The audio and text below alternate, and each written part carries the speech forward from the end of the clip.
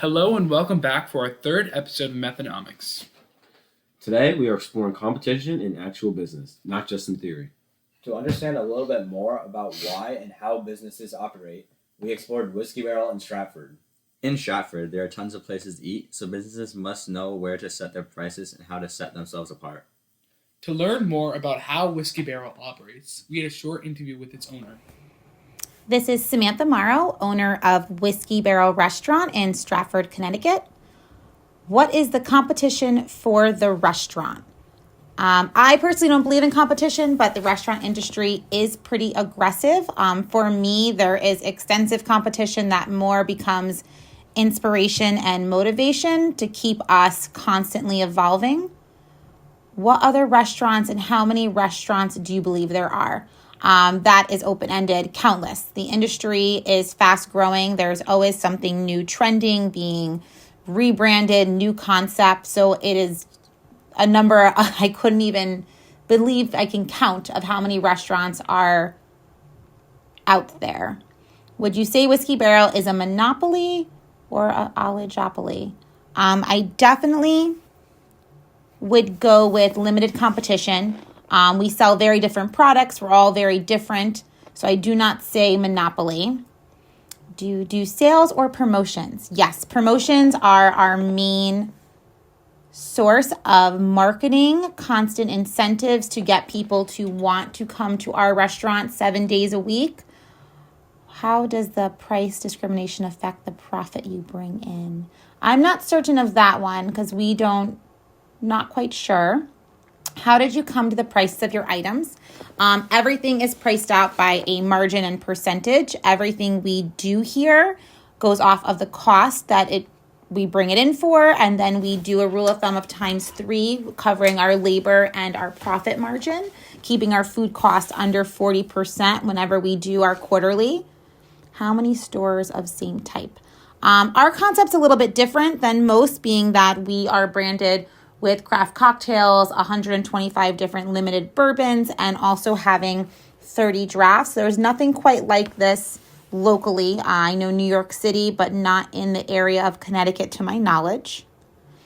If a product is bought often or not bought often, how do you change pricing?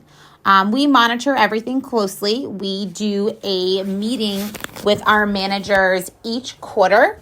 Our meeting is a level 10 meeting. We have weekly agendas, and then we go over any analytics of what has not been selling, and we print a report out each quarter showing how many of each product is moving, and if the numbers seem to dip down versus the prior quarter, we move that item off the menu to bring something new in, or we change the pricing. If an item is coming in and it's priced too aggressive and just not catering to our customers, and that becomes a discouragement.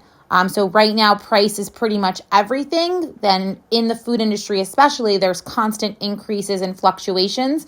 So we monitor that each quarter. And unfortunately, we have to go up often in our pricing. I hope this helps. Thank you so much. Although there is major competition for Whiskey Barrel, it stays in business through a variety of factors. If you are looking at just the immediate surroundings, there are Mexican restaurants, fast food places like Wendy's, and other places to eat right next to Whiskey Barrel.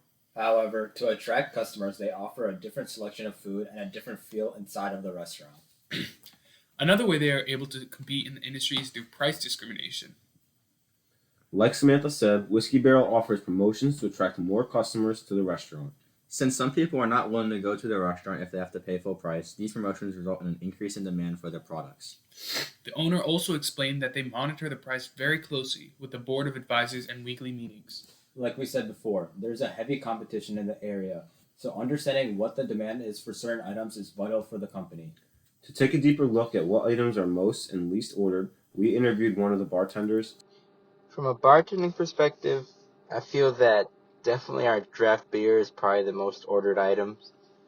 Having over 25 draft lines, like a vast majority of beers, I feel like it's definitely a beer that we have that will fit everyone's needs, whether it's something from an IPA to a stout to something a little more light, something flavorful, something that's sweet. We've got it all. So I feel like that's definitely one of our top sellers.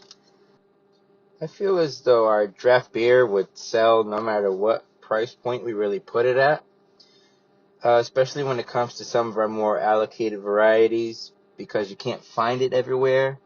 Some of our sales reps do allocate certain rare beers that we get that you can't just go to the store and buy or go to any old restaurant and order.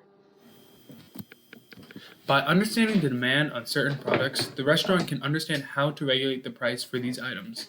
For example, since draft beers are highly demanded, the restaurant may consider raising its price.